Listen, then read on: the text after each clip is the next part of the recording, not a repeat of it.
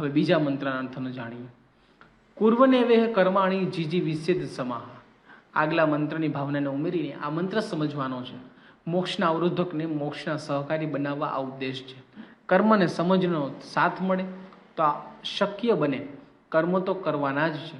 કર્મને સામ્રાજ્ય ખૂબ વ્યાપક છે.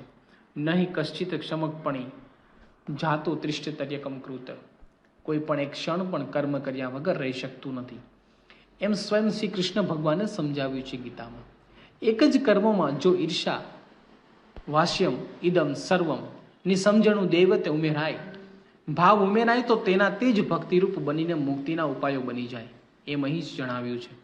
દાખલા તરીકે તરતા નહીં જાણનાર પાણીમાં પડી હાથ પગ પછાડે તો છે, છતાં પણ ડૂબે છે, થાકે છે, કંટાળે છે અને દુઃખી થાય છે. તે જ જ્યારે હાથ પગ હલાવવાની કળા શીખી જાય છે, પછી ડૂબતો નથી, થાકતો નથી, કંટાળતો નથી, દુઃખી થતો નથી. ઉલટું તરવામાં તેને વધુ મજા આવે છે. દુઃખદાયી જ સુખદાયી બની ગયું. આવું જ કર્મની બાબતમાં છે. જીવનમાં કર્મ કરવાની કળા શીખવી જવાની જરૂર છે. શાસ્ત્રો આપણને શીખવાડે છે, કર્મોમાં જ્યારે બ્રહ્મ અને પરમ બ્રહ્મનું અનુસંધાન ઉમેરાય, તેમની પ્રસન્નતાનો ભાવ ઉમેરાય, તેમના કરતાપણાનો ભાવ ઉમેરાય, ત્યારે તે પરમાનંદ અને પરમ મુક્તિના હેતુ બની જાય. આવી સમજણ સહિતના કર્મોને સેવાનો દરજ્જો મળી જાય. એટલે અહીં કહ્યું કે કુર્વને વેહ કર્માણી જીજી વિશ્લેત ક્ષમા. ઉપનિષદ 2. સંતમ સમાહા એટલે 100 વર્ષ. આવી સેવા તો 100 વર્ષ સુધી, એટલે કે જ્યાં સુધી જીવીએ ત્યાં સુધી કરવી જોઈએ.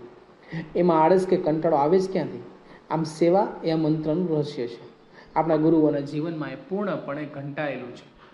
બ્રહ્મસ્વરૂપ યોગીજી મહારાજ ગોંડલમાં વર્ષ સુધી દરરોજ બપોરે યાત્રીઓ આવે તેમને જમાડવાની સેવા માટે રાહ જોતા.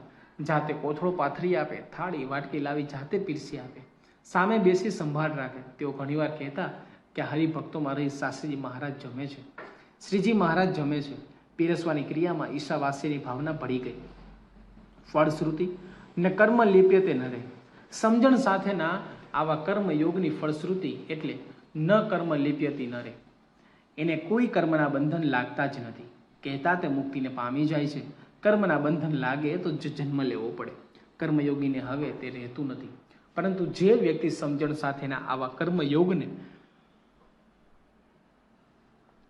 જીવનમાં અપનાવતા નથી, તેઓને અહીં આત્મહનો જના કહેતા પોતાની જાતને હણનારા કહ્યા. એટલું જ નહીં, તે પ્રેત્યાભિગ્લસ્યંતી કહેતા તે બધા ફરી ફરી સુખ વિહોણા અતિ દુઃખમય એવા આસુરી લોકને પામી સંસારમાં ભટક્યા કરે છે.